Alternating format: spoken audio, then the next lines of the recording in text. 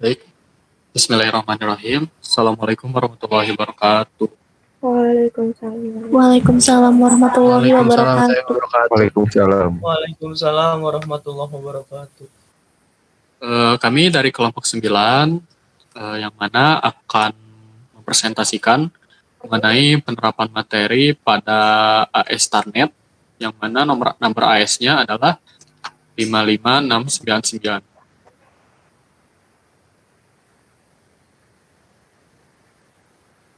Untuk anggotanya, yang pertama ada Kamelia Adelsa Indrani, yang kedua ada Hafiz Fahri Muharam, dan yang ketiga saya sendiri, Muhammad Habibur Rahman.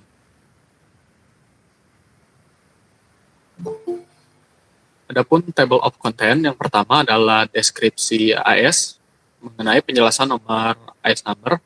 Yang kedua ada profil perusahaan, yaitu pengenalan singkat tentang PT Starnet. Yang ketiga adalah topologi. Yang keempat, penerapan pada AS. Yang kelima, pengujian, yaitu konfigurasi pengujian. Dan yang terakhir ada kesimpulan dari penerapan dan pengujian. Yang pertama ada deskripsi AS.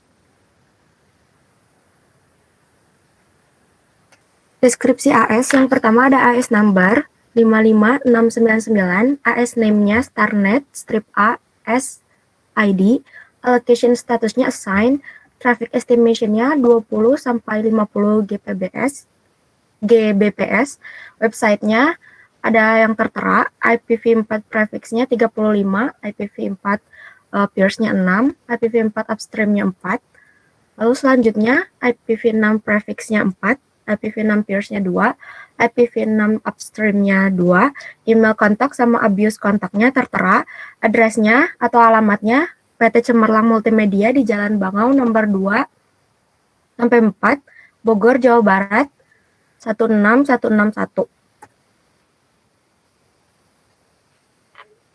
Untuk yang kedua ada topologi. Ini merupakan topologi yang ada pada Starnet. Jadi ini merupakan salah satu gambaran dari pusat provider untuk disalurkan kepada masyarakat ataupun perusahaan yang telah berlangganan pada PT Starnet. Yang selanjutnya adalah penerapan. Di sini kami menerapkan konfigurasi quality of service, yaitu simple queue. Lalu selanjutnya ada pengujian. Yang pertama ada konfigurasi dasar. Ini adalah tahapan pertama, yaitu register untuk admin. Di sini kita harus memasukkan ID dan password agar bisa mengakses router yang digunakan. Lalu ada juga penambahan pada DHCP client. Ini itu hanya menambahkan service DHCP saja pada Winbox-nya. Baik, untuk pengaktifan wireless, jadi pada tahapan wireless ini berguna untuk access point nantinya agar device dapat terhubung dengan router secara langsung. Lalu di sini juga ada pengaktifan wireless yang sama seperti tadi. Lalu selanjutnya ada pembuatan IP range WLAN 1 dan Ether 2. Pada bagian ini DHCP client kita memberikan IP yang akan digunakan seperti WLAN 1 akan memiliki IP 10.0.0.0/24 atau Ether 2 192.168.0.0/24. Lalu untuk selanjutnya di sini ada pengaktifan DNS, sama seperti DHCP. Ini hanya mengaktifkan service saja pada konfigurasinya. Tidak perlu ditambahkan apapun, hanya mengaktifkannya saja. Lalu yang selanjutnya ada penambahan firewall NAT untuk Ether 2. Di sini itu untuk Ether 2 digunakan firewall agar setiap IP pada device yang digunakan tidak tersinggung dengan IP yang lainnya, terlindung juga dari internet gitu.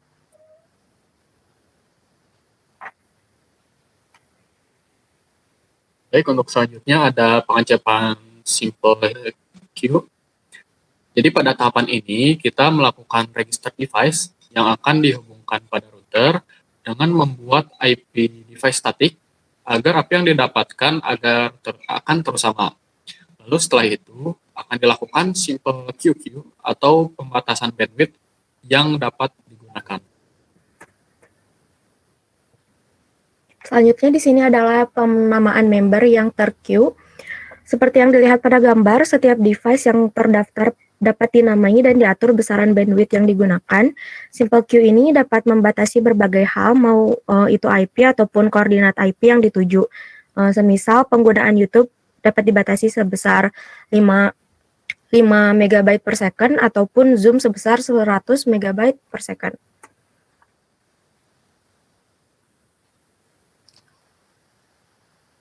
Baik, untuk selanjutnya ada contoh penambahan pembatasan bandwidth. Jadi dalam gambar ini dapat kita atur upload dan download sesuai keinginan dan juga dapat diatur jam penggunaannya. Misalnya tadi kita max limitnya itu 5 megabit per second.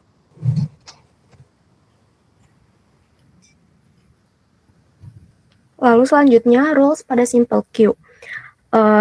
Rules pada simple queue ini sangatlah sensitif. Apabila salah pada penempatan dapat berakibat fatal karena rules ini yang mengatur penggunaan pada simple queue. Ini juga salah satu contoh rules pada simple queue. Baik, yang selanjutnya ada kesimpulan. Untuk kesimpulannya, dalam penerapan RTRWNet ini menggunakan fitur quality of service pada MikroTik yang dapat memberikan layanan yang merata pada klien. Jadi tidak merugikan salah satu klien terkait masalah bandwidth yang diterimanya.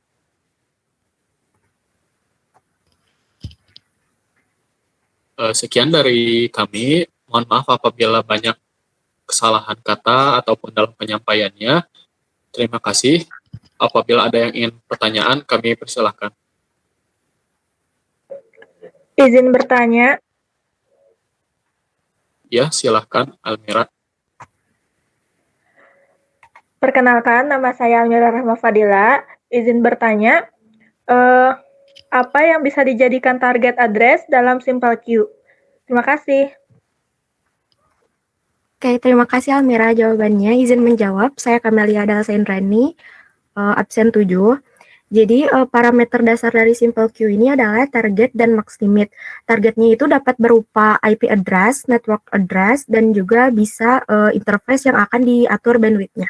Seperti itu, Mira. Terima kasih, Mira.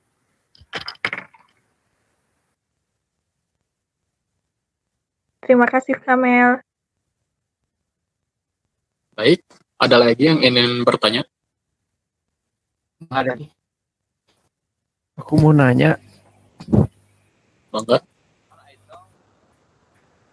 untuk maksimal perbatasan bandwidth-nya itu berapa ya? Oke, baik. Izin menjawab ya. Dalam penerapan kali ini, untuk pembatasan bandwidth-nya tadi di setting 5 megabit per second. Dan untuk upload-nya itu di setting 100 megabit per second. Alasannya karena untuk download, itu biasanya banyak user yang menggunakannya seperti mendownload ataupun live stream. Apabila tidak dibatas, itu khawatir akan mengganggu bandwidth pada user lain.